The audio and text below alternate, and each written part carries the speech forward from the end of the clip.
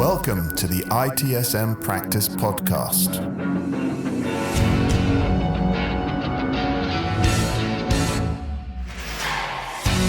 Welcome to the ITSM Practice Podcast. I'm Luigi Ferri. Today, we welcome Jeffrey Tefertiller, an IT Master and Chief Information Officer with vast experience in enterprise service management. In this episode, Jeffrey discusses the challenges in IT service delivery and the importance of efficient processes across departments. He emphasizes aligning with the stakeholders' needs and enhancing service delivery with the right tools.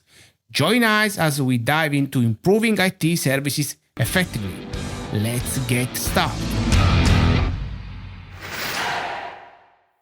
Hello, my name is Jeffrey Tefertiller, and I thank you for joining us today.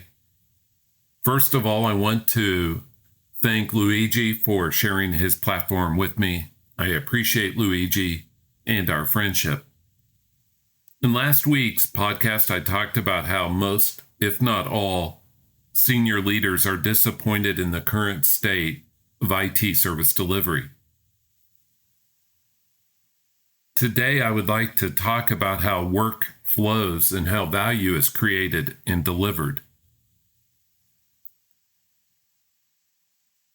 Value is created by people, not groups, not technology, but by people executing processes. This is true for IT and non-IT processes. Think about HR. We have people executing HR processes, security, facilities, accounting, sales.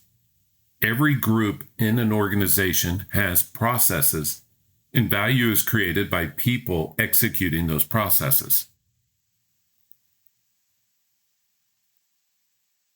Value is created by people executing proven, standardized ways of doing things. We call those processes.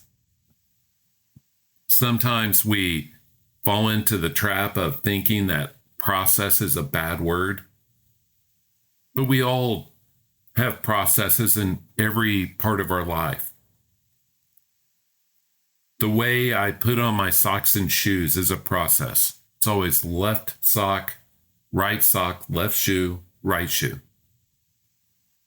Gives me the standardized outcome every time. How about your method of getting ready in the morning? You have a process. You do the same thing every time because it's proven and it gets you out the door looking mostly good, most of the time. And this value from these people executing processes, this value is scaled by the use of vendor partners and tools.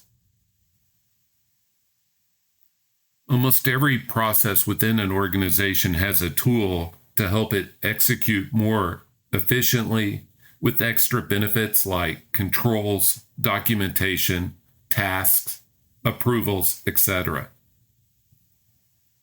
And vendor partners also help scale both the people and the processes.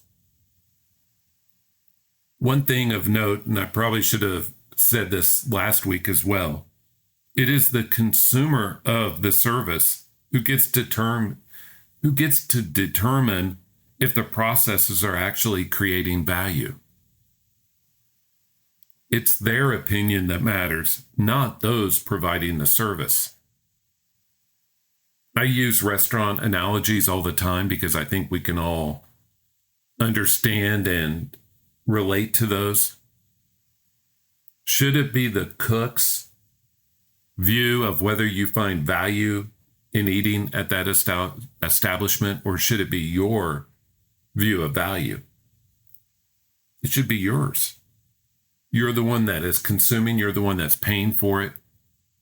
That restaurant is in business because of people like you. And the same is true in our IT services. If your organization does not execute the basic processes at a high level, you will not be successful. I follow Microsoft on Twitter or X or whatever you want to call it today. And it seems like there is a change-related outage every week or two. A change-related outage from Microsoft. Think about that. The biggest of the big. And the reason is that they have scaled an inefficient or ineffective process. Adding tools does not improve the performance of the process. It just gets you bad outcomes more quickly. The focus should be on aligning what we do with stakeholders' desired outcomes and executing at a high level. The hard part is that these conversations with stakeholders must occur frequently, as their needs will change often. The last 4 or 5 years have taught us that, right? I remember talking to leaders in January of 2020. They had long-range plans, kicked off some year-long projects. Those were soon shelved because we had a change in direction.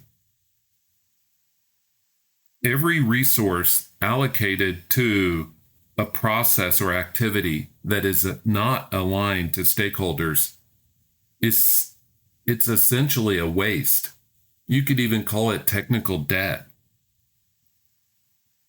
In a time when resources are scarce and we're asked to do more with less, this alignment with stakeholders is imperative. Once you have alignment and execution at a satisfactory level, you need to add enablers. These enablers are things like automation, artificial intelligence, and machine learning. You notice how I suggest we add these after we execute well and we know that what we're executing is the right thing. These enablers will help all aspects of service delivery execute at a higher level. Automation does that, right? It helps us execute at a higher level. But unless you have good people, good processes, good tools that are configured well, and good vendor partners, enablers will not be effective. Why automate something that's lacking? And lastly, I would like to encourage you to consider how each transformation or project or initiative must include some of each of these areas. Maybe not all weighted the same, but if you're kicking off a transformation project or initiative, and I lead these often, you must include the people aspects and the vendor partners aspects, even if it's you buying their tools. We must also include the updating of our processes, because if we're going through a transformation, it's going to change how we work as well. And we must include the tools side as well as our enablers. So when you are thinking of a project or a transformation, make sure that you're including all of those aspects and that you're measuring all of those aspects. I welcome your feedback to these thoughts, and I thank you for your listening and your attention. Feel free to reach out to me with feedback, as I enjoy these conversations as we all seek to get better, be better, and do better.